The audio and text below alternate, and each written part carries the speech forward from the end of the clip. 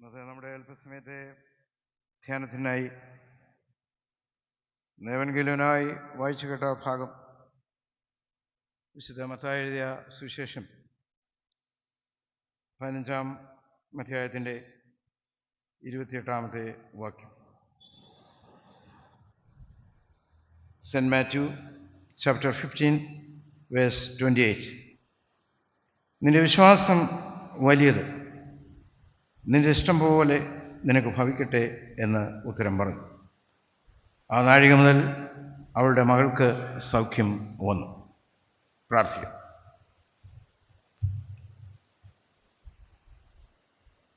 നമ്മൾ ഒരു വലിയ പ്രതിസന്ധിയിലായിരിക്കുകയാണല്ലോ ഇന്ന് ലോകം. നമ്മുടെ അനേക പ്രിയപ്പെട്ടവർ വിദേശങ്ങളിലൊക്കെ ജോലി ചെയ്യുന്നു. ഭീതിയുടെയും പ്രയാസങ്ങളുടെയും അരിഷ്ടത അവസ്ഥയുടെയും മധ്യത്തിലൂടെയൊക്കെ നമ്മുടെ പ്രിയപ്പെട്ടവർ കടന്നു പോവുകയാണ്. അവരെല്ലാവരെയും നമുക്ക് പ്രാർത്ഥനയിൽ പ്രത്യേകം ഓർക്കാം. എല്ലാവരും പ്രാർത്ഥിച്ചുകൊണ്ടിരുന്നാട്ടെ. നമ്മുടെ ഈ ആരാധന പ്രിയപ്പെട്ട മക്കൾക്ക് ധൈര്യം നൽകുന്നതിനും അനുഗ്രഹം നൽകുന്നതിനുമാണ്.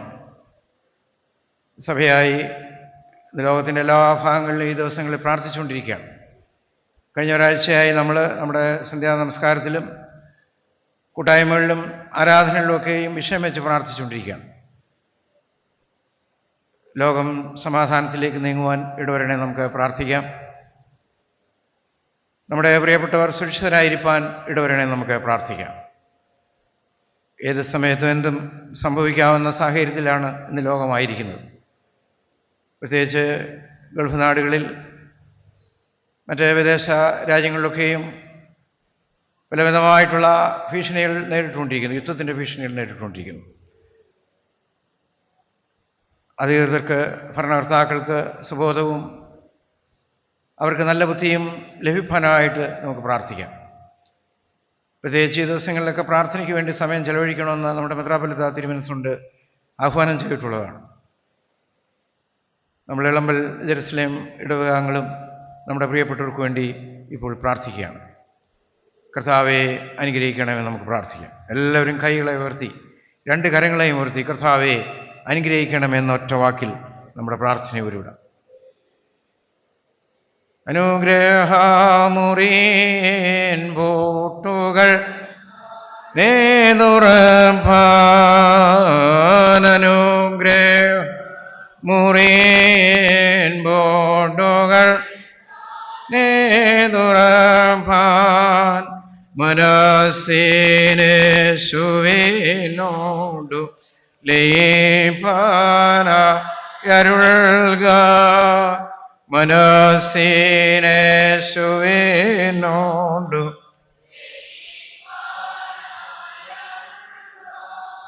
കർത്താവേ, ഞങ്ങളിവിടെ ആരാധനയ്ക്കിരിക്കുമ്പോൾ ഞങ്ങളുടെ മക്കൾ, സഹോദരങ്ങൾ വിദേശ രാജ്യങ്ങളിൽ വളരെ പ്രയാസകരമായ സാഹചര്യത്തെ നേരിടുന്നു.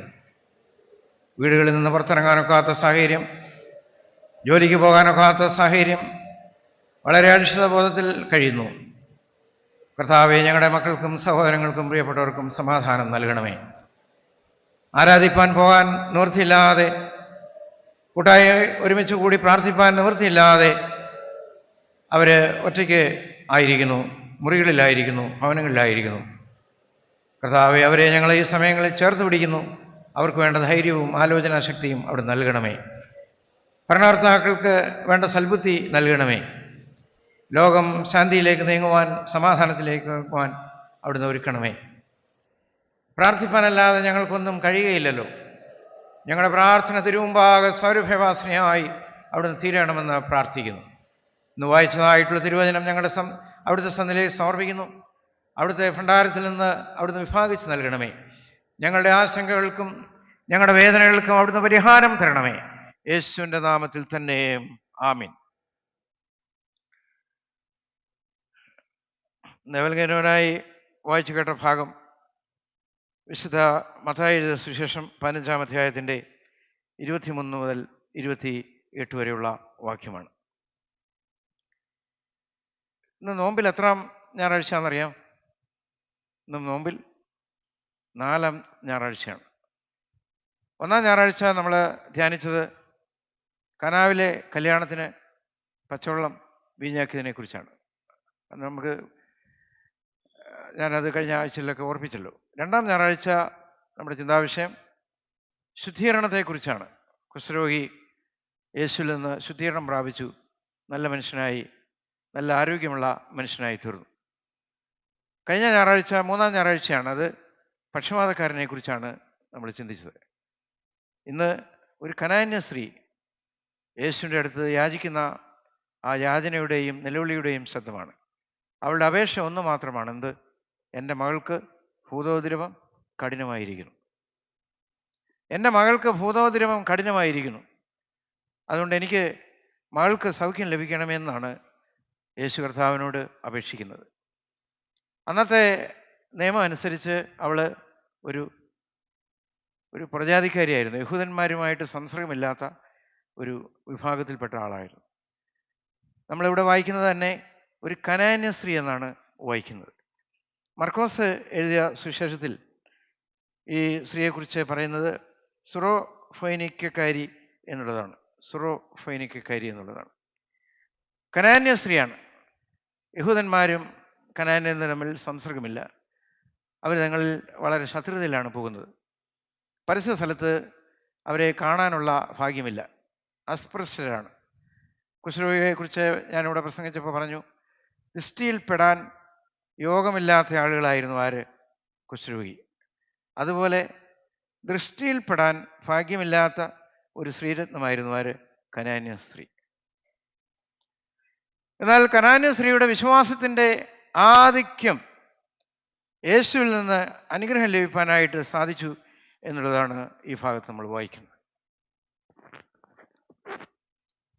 ഭൂതോദ്രവം കഠിനമായിരിക്കുന്നു എന്നുള്ളതാണ്.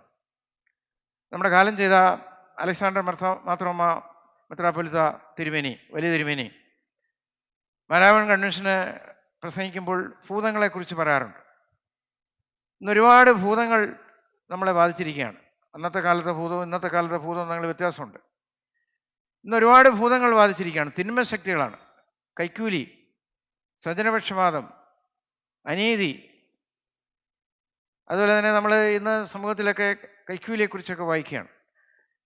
ഇന്ന് ഭരണരംഗത്തും സാമൂഹ്യ രംഗങ്ങളിലുമൊക്കെ നിലനിൽക്കുന്ന അനീതി, സ്വജനപക്ഷപാതം, പള്ളിയിൽ വരാനൊക്കാത്തതായിട്ടുള്ള ഭൂതം. ചില ആളുകളെ ഭൂതം ബാധിച്ചിരിക്കുകയാണ്, പള്ളിയിൽ വരാൻ സാധിക്കുന്നില്ല. ഇനി ദുഃഖവെള്ളിയാഴ്ച നോക്കിയാൽ മതി. അത് കേട്ടപ്പോൾ ചിലർക്ക് ചിരി വരുന്നുണ്ട് അല്ലേ? അവരവർക്ക് ഇഷ്ടപ്പെടുന്നത് കേൾക്കുമ്പോൾ ചിരിക്കും, അല്ലാത്തപ്പോൾ ചിരി വരത്തില്ല. അപ്പോൾ പള്ളിയിൽ വരാനൊക്കാത്ത ഭൂതം. പിന്നെ മദ്യപിക്കുന്ന ഒരാളെ സംബന്ധിച്ച് ആ മദ്യപാനത്തിൽ നിന്ന് വിടുവിക്കപ്പെടാനൊക്കാത്തതായിട്ടുള്ള ഭൂതം. ഇങ്ങനെ വിടുവിക്കപ്പെടാനൊക്കാത്ത ഒരുപാട് തിന്മശക്തികൾ ഭരിക്കുകയാണ്. അതുകൊണ്ടാണ് തിരുമേനി കൺവെൻഷൻ ഉദ്ഘാടന സമയങ്ങളിൽ വലിയ വലിയ VIP-കളുടെ നടുവിൽ വെച്ച് തിരുമേനി ഈ ഭൂതത്തെക്കുറിച്ച് നിർവചനം പറയാറുണ്ട്. നമ്മുടെ സമൂഹത്തിലും ഇതുപോലെയുള്ള ഒരുപാട് തിന്മശക്തികളുണ്ട്. തിന്മശക്തികളോട് വിട പറയാനുള്ള ഒരാഹ്വാനമാണ് ഈ നോമ്പിൻ്റെ 4-ാം ഞായറാഴ്ച ഇന്ന് നമ്മളോട് ആഹ്വാനം ചെയ്യുന്നത്. പരിധിക്ക് പുറത്തുള്ളവരുടെ വിശ്വാസത്തിൻ്റെ അംഗീകാരമാണ് ഇന്നത്തെ ചിന്താവിഷയം. പരിധിക്ക് പുറത്തുള്ളവരുടെ വിശ്വാസത്തിൻ്റെ അംഗീകാരം. രോഗസൗഖ്യവും അതുപോലെ തന്നെ സമാധാനവും കൂട്ടായ്മയൊക്കെ യഹൂദന്മാർക്ക് മാത്രമാണെന്ന് വിശ്വസിച്ചതായിട്ടുള്ള, പഠിപ്പിച്ചതായിട്ടുള്ള ഒരു കാലഘട്ടത്തിലാണ് കനാന്യ സ്ത്രീ യേശുവിൻ്റെ അടുത്തേക്ക് വരുന്നത്. അതാണ് പറയുന്നത് പരിധിക്കപ്പുറത്തുള്ളവരുടെ വിശ്വാസത്തിൻ്റെ അംഗീകാരം എന്ന് വായിക്കുന്നത്. പരിധിക്കപ്പുറത്തുള്ളതാണ്. എന്നാൽ പരിധിക്കിപ്പുറത്തുള്ളത് യഹൂദന്മാരാണ്. അന്ന് പഠിപ്പിച്ചത് ഇതാണ്: സൗഖ്യദായക ശുശ്രൂഷയും സൗഖ്യവും രോഗസൗഖ്യവും ഒക്കെ ലഭിക്കുന്നത് യഹൂദന്മാർക്ക് മാത്രമായിരിക്കണം എന്ന് പഠിപ്പിച്ചതായിട്ടുള്ള ഒരു സാഹചര്യത്തിൽ Jesus Christ who includes all, എല്ലാവരെയും ഉൾക്കൊള്ളുവാനുള്ള ആഹ്വാനമാണ് കർത്താവിൻ്റെ ശുശ്രൂഷയുടെ പ്രാധാന്യം. ഈ നോമ്പുകാലം എന്ന് പറയുന്നത് അനന്തമായ ദൈവസ്നേഹത്തിൻ്റെ ഒരു പങ്കുവയ്പ്പാണ് ഈ നോമ്പുകാലത്ത് നമുക്ക് കാണുന്നത്. അനന്തമായ ദൈവസ്നേഹം പങ്കുവയ്ക്കുന്നതായിട്ടുള്ള പങ്കുവയ്ക്കലിൻ്റെ അനുഭവമാണ് ഈ നോമ്പുകാലം. നമ്മൾ കഴിഞ്ഞ 10-20 ദിവസമായി ദേവാലയത്തിൽ വെച്ച് നോമ്പ് നമസ്കാരം ഇവിടെ കൂടിക്കൊണ്ടിരിക്കുകയാണ്. ധാരാളം ആളുകൾ അതിൽ സമ്മതിക്കുന്നു. എന്നാൽ സംബന്ധിപ്പാൻ പ്രയാസം ഇല്ലാത്തതായിട്ടുള്ള ആളുകൾ, ആരോഗ്യമുള്ള ആളുകൾ, വരാൻ ഒരു ബുദ്ധിമുട്ടുമില്ലാത്ത ആളുകൾ വീട്ടിൽ ഇരിക്കുന്ന ഒരു ശീലമാണ്. എന്നാൽ അതിൽ നിന്നൊക്കെ മാറ്റമുണ്ടായി നമ്മുടെ ജീവിതത്തിൻ്റെ പുതുക്കത്തിൻ്റെയും ഒരാത്മീയ ചൈതന്യത്തിൻ്റെയും അനുഭവം നമുക്ക് ലഭിക്കുന്നതിനാണ് ഈ നോമ്പുകാലം നമ്മൾ ദേവാലയത്തിൽ വന്ന് പ്രാർത്ഥിക്കുന്നത്. അതിനുവേണ്ടി ഒരുക്കപ്പെട്ട് ധാരാളം ആളുകൾ ഈ ദിവസങ്ങളിലൊക്കെ നമ്മുടെ പള്ളിയിൽ വരുന്നുണ്ട്. സ്ഥിരം വരുന്ന ധാരാളം ആളുകളുണ്ട് എന്നോർത്ത് ദൈവത്തെ സ്തുതിക്കുകയാണ്. അതുപോലെ തന്നെ ഓരോ പ്രാർത്ഥന കൂട്ടക്കാരാണ് ഈ ആരാധനയ്ക്ക് അസിസ്റ്റ് ചെയ്യുന്നതും വചന ശുശ്രൂഷ നിർവഹിക്കുന്നത്. അപ്പോൾ നമുക്ക് അവസരം, പള്ളിയിൽ പല ആളുകളും പറയാറുണ്ട്, എനിക്ക് ജീവിതത്തിൽ ആദ്യമാണ് ഒരു അവസരം ലഭിച്ചത്. ഞാൻ വിവാഹം കഴിഞ്ഞ് വന്നിട്ട് 30 വർഷമായി 40 വർഷമായി എനിക്ക് ആദ്യമായിട്ടാണ് ഈ പുൾപിറ്റിൽ കയറി ദൈവവചനം പറയാനുള്ള അവസരം ലഭിച്ചത്. അതൊക്കെ ഒരു വലിയ സാക്ഷ്യമാണ്, വിലയേറിയ സാക്ഷ്യമാണ്. അതുകൊണ്ട് നമ്മുടെ ദേവാലയത്തിൽ എഴുന്നേറ്റ് നിന്ന് ഒരു സാക്ഷ്യം പറയുവാൻ, ദൈവവചന ഭാഗവുമായി ബന്ധപ്പെട്ട് എന്തെങ്കിലും ഒരു നല്ല കാര്യം ആളുകളോട് പറയാൻ താല്പര്യമുള്ള എല്ലാവർക്കും അവസരം ലഭിക്കും.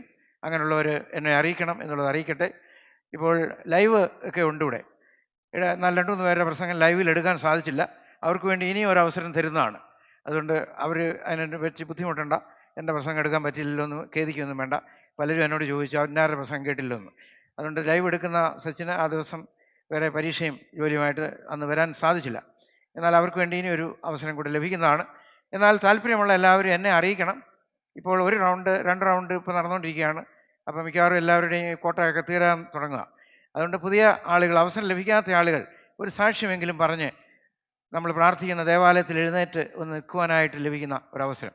മനുഷ്യർക്ക് വിളങ്ങേണ്ടതിനല്ല, ദൈവത്തിന് വിളങ്ങുവാനായിട്ട് നമുക്ക് സാധിക്കണം. മാനവും മഹത്വവും ആർക്കാണ്? അത് ദൈവത്തിനായിരിക്കണം എന്നുള്ളത് പ്രത്യേകം ഓർപ്പിക്കുകയാണ്. അതുകൊണ്ട് ഈ നോമ്പിൻ്റെ പ്രാർത്ഥനകൾ എന്ന് പറയുന്നത് അനന്തമായ ദൈവസ്നേഹത്തിൻ്റെ അനുഭവമാണ്. കഴിഞ്ഞ വർഷം ഞാൻ നോമ്പ് കാലത്ത് പ്രാർത്ഥിക്കുമ്പോൾ ഓർപ്പിക്കാറുണ്ട്, കർത്താവേ, എൻ്റെ നോട്ടത്തിലും എൻ്റെ ചിന്തയിലും എൻ്റെ ഭാവത്തിലും എൻ്റെ പ്രവർത്തനങ്ങളിലും എൻ്റെ നടത്തയിലും എൻ്റെ വിചാരത്തിലും എൻ്റെ വാക്കുകളിലും എൻ്റെ കേൾവിയിലും ദൈവത്തിൻ്റെ ആത്മാവേ അവിടുന്ന് ഉണ്ടായിരിക്കണമേ. കേട്ടോ?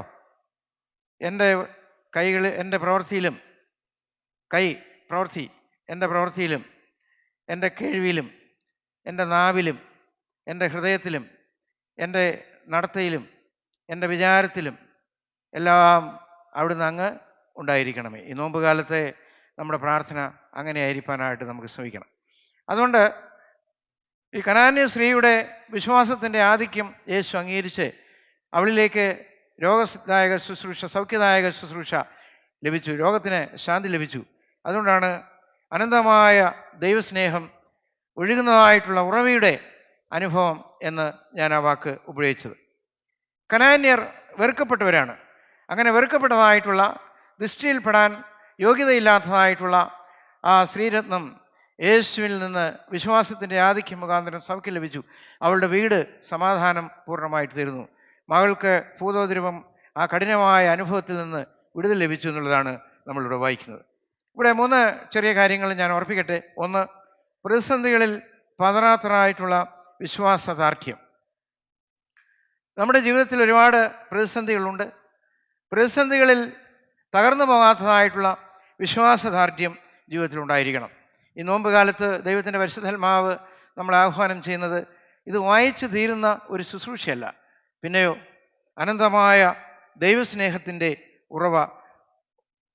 കർത്താവേ, ദാവീദ് പുത്ര എന്ന് ഈ കനാന്യ സ്ത്രീ നിലവിളിക്കുകയാണ്. എന്നിട്ട് പറയുകയാണ്, എൻ്റെ മകൾക്ക് ഭൂതോദ്രവം കഠിനമായിരിക്കുന്നു എന്ന് പറഞ്ഞു. യേശുവിൻ്റെ പരുഷമായ വാക്കുകൾ അവളെ തളർത്തിയില്ല. മക്കൾക്ക് ലഭിക്കേണ്ട അപ്പം നായ്ക്കുട്ടികൾക്ക് കൊടുക്കുകയില്ല എന്ന വാക്ക് വളരെ പരുഷമായ ഒരു വാക്കാണ്.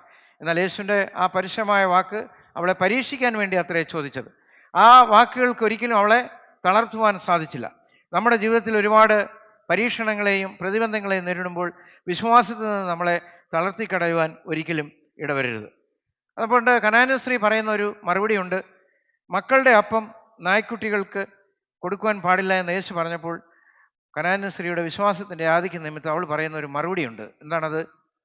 അതേ യജമാനനെ, ആ നായ്ക്കുട്ടികളും യജമാനൻ്റെ മേശയിൽ നിന്ന് വീഴുന്ന അപ്പനുറുക്കുകൾ തിന്ന് തൃപ്തരാകുന്നല്ലോ എന്ന് പറയുകയാണ്. യേശു വളരെ അതിശയിച്ചു പോയി. അവളുടെ വിശ്വാസം വളരെ ഉന്നതമായിട്ടുള്ള വിശ്വാസമാണ്. കർത്താവ് നൽകുന്ന രക്ഷയുടെ അപ്പം പുറജാതികൾക്കും അവകാശപ്പെട്ടതാണെന്നുള്ള മറുപടിയാണ് അവിടെ ലഭിക്കുന്നത്. കർത്താവ് നൽകുന്ന രക്ഷയുടെ അപ്പം പുറജാതികൾക്കും അവകാശപ്പെട്ടതാണെന്നുള്ള മറുപടിയാണ് അവിടെ അവൾ നൽകുന്നത്. നായ്ക്കുട്ടികളും യജമാനന്റെ മേശയിൽ നിന്ന് വീഴുന്ന അപ്പനുറുക്കുകൾ ഭക്ഷിക്കുന്നുണ്ടല്ലോ എന്ന് പറഞ്ഞപ്പോൾ യേശു ക്രിസ്തുവിനുള്ള അവളോടുള്ള സ്നേഹം അവിടെ വർദ്ധിക്കുകയാണ്. യേശു ക്രിസ്തുവിന്റെ അവളോടുള്ള സ്നേഹം വർദ്ധിക്കുകയാണ്. അനന്തമായ ദൈവസ്നേഹത്തിന്റെ ഉറവ അവളിലേക്ക് പ്രവഹിക്കുകയാണ്. പ്രതിസന്ധികളിൽ പതറാത്തതായിട്ടുള്ള ദൈവവിശ്വാസം നമുക്കുണ്ടായിരിക്കണം. നമ്മുടെ ജീവിതത്തിൽ, വ്യക്തിപരമായ ജീവിതത്തിലും കുടുംബജീവിതത്തിലും മറ്റുള്ളവരുമായിട്ടുള്ള ബന്ധങ്ങളിലും വരുന്നതായിട്ടുള്ള പതറിപ്പോകുന്ന അല്ലെങ്കിൽ നമ്മൾ ശോധന ചെയ്യപ്പെടുന്നതായിട്ടുള്ള ജീവിത സാഹചര്യങ്ങളിൽ ഒരിക്കലും പതറാത്തതായിട്ടുള്ള വിശ്വാസത്തിൽ നിലനിൽക്കുവാനായിട്ട് നമുക്ക് സാധിക്കണം. കർത്താവ് നൽകുന്ന രക്ഷയുടെ അനുഭവം എന്ന് പറയുന്നത് മറ്റുള്ളവർക്കും അത് വിധിക്കപ്പെട്ടതാണ്. അതുകൊണ്ടാണ് Jesus Christ who includes all, എല്ലാവരെയും ഉൾക്കൊള്ളുന്ന ദൈവത്തിൻ്റെ സ്നേഹം. 4-5 മാസങ്ങൾക്ക് മുമ്പ് നമ്മൾ 5 അപ്പവും 2 മീനും കൊണ്ട് 5000 പേരെ പരിപോഷിപ്പിച്ചു എന്നുള്ള ഭാഗം ചിന്തിക്കുകയുണ്ടായി. ആ കൂട്ടത്തിൽ ഞാൻ പറഞ്ഞു, വേറൊരു ഭാഗത്ത് 7 വട്ടി നിറച്ചെടുത്തു, 4000 പേരെ പരിപോഷിപ്പിച്ചു എന്നുള്ള ഭാഗം. അത് യവന പശ്ചാത്തലത്തിലാണ്. ആദ്യം പറഞ്ഞത് യഹൂദ പശ്ചാത്തലത്തിലാണ്. അതിൻ്റെ അർത്ഥം എന്താണ്? യേശു യഹൂദന്മാർക്കും യവനന്മാർക്കും ഒരുപോലെ രക്ഷാ കവചമാണ്, രക്ഷയുടെ അനുഭവം ലഭിക്കുന്ന ഒരനുഭവമാണ്. ഇവിടെ കനാന്യർക്കും യഹൂദന്മാർക്കും യാതൊരു സമ്പർക്കവുമില്ല. അവർ ശത്രുതയിൽ ജീവിച്ചവരാണ്. അങ്ങനെയുള്ള സന്ദർഭത്തിലാണ് സകല അതിർവരമ്പുകളെയും ലംഘിച്ചുകൊണ്ട് യേശുവിൻ്റെ അടുക്കൽ വന്ന് എനിക്ക് സൗഖ്യം തരണമേ, ദാവീദ് പുത്ര എന്നോട് കരുണയുണ്ടാകണമേ എന്ന് അവൾ നിലവിളിക്കുന്നത്. അവളോട് ചോദിച്ചു, നിന്റെ കാര്യം എന്താണെന്ന് ചോദിച്ചപ്പോൾ അവൾ പറയുന്ന മറുപടി ആ ഭാഗത്ത് വായിക്കുന്നുണ്ട്. രണ്ടാമത് അസാധ്യതകളെ സാധ്യമാക്കിയ വിശ്വാസദാർഢ്യമാണ്. സൗഖ്യം അവകാശമാണെന്നുള്ള വിശ്വാസമാണ്. പ്രിയപ്പെട്ടവരെ, നമുക്ക് സൗഖ്യം എന്ന് പറയുന്നത് ഔദാര്യമല്ല, പിന്നെയോ നമ്മുടെ പിതാവിൽ നിന്ന് ലഭിക്കുന്ന ഒരു അവകാശമാണ് എന്നുള്ളത് പ്രത്യേകം ഓർക്കണം. ഈ നാളുകളിലൊക്കെ പല വാർത്തകളൊക്കെ നമ്മൾ പത്രത്തിൽ വായിച്ചുകൊണ്ടിരിക്കുകയാണ്. അപ്പം പ്രതിപക്ഷം പറയും, എല്ലാ രംഗത്തുമുള്ള പ്രതിപക്ഷം പറയും, പഞ്ചായത്തിലാണെങ്കിലും വില്ലേജിലാണെങ്കിലും അല്ലെങ്കിൽ ഗവൺമെൻറ് ലെവലിലാണെങ്കിലും പ്രതിപക്ഷം പറയും, ഇതൊന്നും ഔദാര്യമൊന്നുമല്ല, ഇത് പിന്നെയോ ജനങ്ങളുടെ അവകാശമാണെന്ന് പറയും. അതുകൊണ്ട് ഈ സൗഖ്യദായക ശുശ്രൂഷ എന്ന് പറയുന്നത് ഒരിക്കലും ഔദാര്യമായിട്ടുള്ള ഒരു ശുശ്രൂഷയല്ല, നമ്മുടെ പിതാവിൽ നിന്ന് നമുക്ക് ലഭിക്കേണ്ടതായിട്ടുള്ള അവകാശമാണ് എന്ന് ചിന്തിപ്പാൻ നമുക്കിടവരണം. എൻ്റെ പിതാവിൽ അനുഗ്രഹമാണുള്ളത്, എൻ്റെ പിതാവിനാൽ അനുഗ്രഹിക്കപ്പെട്ടവരെ എന്ന് പറയുകയാണ്. എൻ്റെ പിതാവിൽ ശാപമില്ല, എൻ്റെ പിതാവിൽ എന്തോ മാത്രമേ ഉള്ളൂ? അനുഗ്രഹം മാത്രമേ ഉള്ളൂ. അതുകൊണ്ടാണ് എൻ്റെ പിതാവിനാൽ അനുഗ്രഹിക്കപ്പെട്ടവരെ.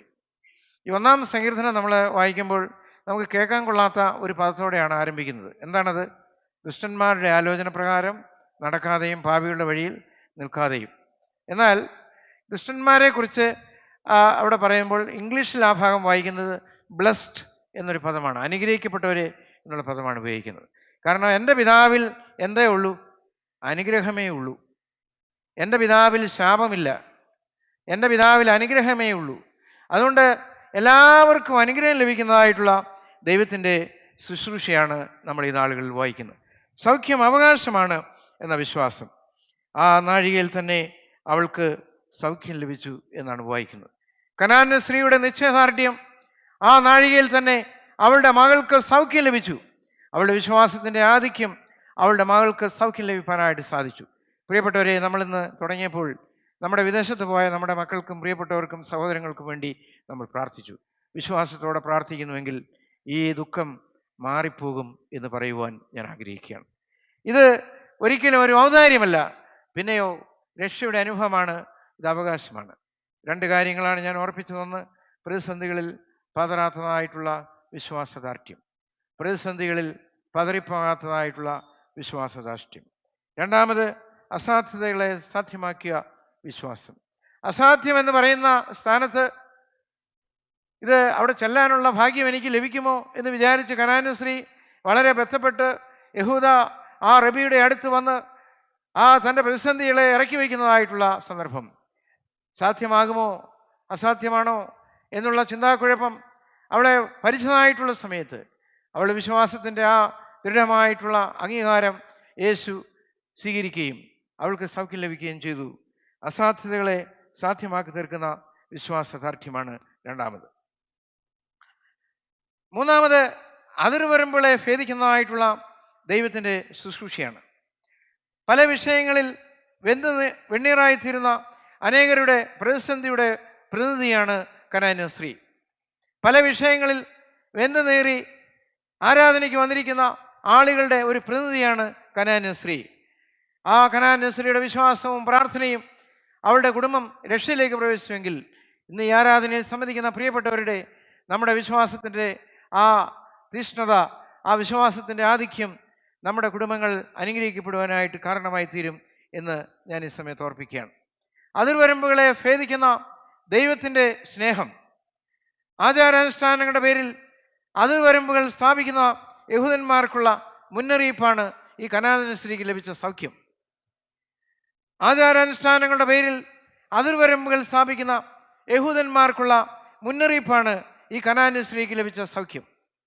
വിശ്വാസമാണ് വലിയത് എന്ന സർട്ടിഫിക്കറ്റ് യേശു നൽകുകയാണ്. അതിൻ്റെ ഉദാഹരണമായിട്ടാണ് യേശു പറയുന്നത്, മകളെ, നിന്റെ വിശ്വാസം വലിയത്. ഈ ഒരു സർട്ടിഫിക്കറ്റിന് അർഹമായി തീരുവാൻ നമുക്ക് ഓരോരുത്തർക്കും സാധിക്കണം. മകളെ, മകനെ, നിന്റെ വിശ്വാസം വലിയത് എന്നുള്ള കർത്താവിൻ്റെ സർട്ടിഫിക്കറ്റാണ്. ജീവിതയാത്രകൾ തിരമാലകൾ ആഞ്ഞടിക്കുമ്പോൾ, ജീവിതയാത്രയിൽ തിരമാലകൾ നമ്മെ ആഞ്ഞടിക്കുമ്പോൾ നമ്മുടെ വിശ്വാസം വർദ്ധിപ്പിക്കുവാൻ സാധിക്കണം. ഒരു പാട്ട് തന്നെ നമ്മൾ പാടുന്നുണ്ടല്ലോ, എൻ്റെ വിശ്വാസം പറഞ്ഞേ, വിശ്വാസം വർദ്ധിപ്പിക്കണമേ. ഇന്ന് ഒരുപാട് പേരുടെ വിശ്വാസം പൊയ്ക്കൊണ്ടിരിക്കുക. കൂട്ടായ്മയിലും പ്രാർത്ഥനകളിലും വരുമ്പോൾ ഒരു കാലത്ത് വളരെ തീവ്രതയോടെ ആരാധനയിൽ പങ്കെടുത്തതായിട്ടുള്ള ആളുകൾ ഇന്ന് ആ തീവ്രത നഷ്ടപ്പെട്ടു പോയിരിക്കുകയാണ്. കലപ്പയ്ക്ക് കൈവച്ച ശേഷം പുറകോട്ട് നോക്കുന്നവൻ ദൈവരാജ്യത്തിന് കൊള്ളത്തില്ല. കലപ്പയ്ക്ക് കൈവച്ച ശേഷം പുറകോട്ട് നോക്കിയിരിക്കുകയാണ്. ഒരിക്കലും അങ്ങനെയുള്ളവർ ദൈവ ശുശ്രൂഷയിൽ കൊള്ളത്തില്ല. ഇവിടെ ഇരിക്കുന്ന സഹോദരിമാരെ, സഹോദരന്മാരെ, പ്രിയപ്പെട്ടവരെ, കലപ്പയ്ക്ക് കൈവച്ച ശേഷം നാം പുറകോട്ട് നോക്കിയിട്ടുണ്ടോ? വിശ്വാസത്തിൻ്റെ ആ തീവ്രത നമ്മൾ വർദ്ധിച്ചിട്ടുണ്ടോ? ആചാരാനുഷ്ഠാനങ്ങളുടെ പേരിൽ അതിർവരമ്പുകൾ സ്ഥാപിക്കുന്ന യഹൂദന്മാർക്കുള്ള മറുപടിയാണ് യേശു അവിടെ നൽകുന്നത്. വിശ്വാസം വലിയത്. ജീവിതയാത്രയിൽ തിരമാലകൾ ആഞ്ഞടിക്കുമ്പോൾ, പല വിഷയങ്ങളിൽ നമ്മുടെ ജീവിതം വെണ്ണീറായിത്തീരുമ്പോൾ അവിടെ അനുഗ്രഹം ലഭിക്കുകയാണ്. കഴിഞ്ഞ ഞായറാഴ്ച ഞാൻ പ്രസംഗിച്ചപ്പോൾ ശുദ്ധ അശുദ്ധ നിയമങ്ങളെക്കുറിച്ച് ചില കാര്യങ്ങളൊക്കെ പറഞ്ഞു. ആവർത്തന ദിവസമുണ്ട്, അത് പറയുന്നില്ല. ശുദ്ധ അശുദ്ധ നിയമങ്ങൾക്ക് വളരെ പ്രാധാന്യം കൊടുത്ത ഒരു വിഭാഗമാണ് ആര്? യഹൂദന്മാർ. കനാന്യരെ കാണുന്നത് അശുദ്ധിയാണ്. കനാന്യരുമായിട്ട് സമ്പർക്കത്തിൽ ഏർപ്പെടുന്നത് അശുദ്ധിയാണ്. അങ്ങനെ ശുദ്ധ അശുദ്ധ നിയമങ്ങൾക്ക് പ്രാധാന്യം കൊടുത്ത ഒരു കാലഘട്ടത്തിലാണ് ഈ സൗഖ്യദായക ശുശ്രൂഷ നിർവഹിക്കപ്പെടുന്നത് എന്നുള്ളത് പ്രത്യേകമായിട്ട് ഓർക്കണം. നാലാമതായിട്ട് പ്രതിഫലം ലഭിക്കുന്നതായിട്ടുള്ള വിശ്വാസമാണ്.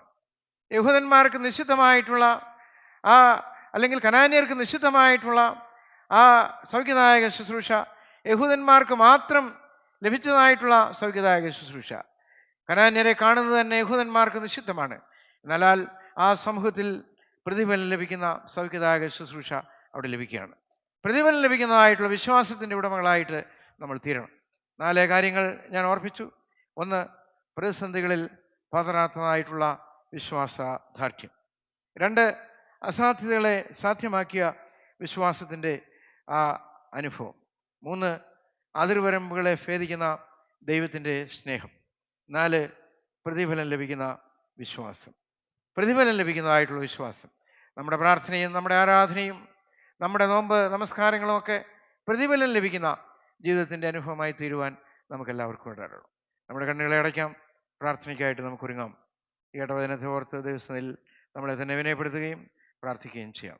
ദൈവവചനമേ ദിവ്യ വിശേഷം സർവദമോദമോടെ അതിൽ ദൈവമേ നോക്കുവാൻ കണ്ണെനിക്കേകുക ജീവദയാ അതിൽ ദൈവമേ നോക്കുവാൻ കണ്ണ് ജീവദയാ കർത്താവിന്റെ കണ്ണുകളിലേക്ക് നോക്കി, കർത്താവിന്റെ കണ്ണുകളിലേക്ക് നോക്കി, കർത്താവിന്റെ കണ്ണുകളിലേക്ക് നോക്കി നമ്മുടെ വിശ്വാസത്തിന്റെ ആ തീവ്രമായിട്ടുള്ള അനുഭവം പങ്കുവയ്ക്കുവാനായിട്ട് ഈ സമയത്ത് ഒരുങ്ങാം. ദൈവം നമ്മളെല്ലാവരെയും അനുഗ്രഹിക്കട്ടെ.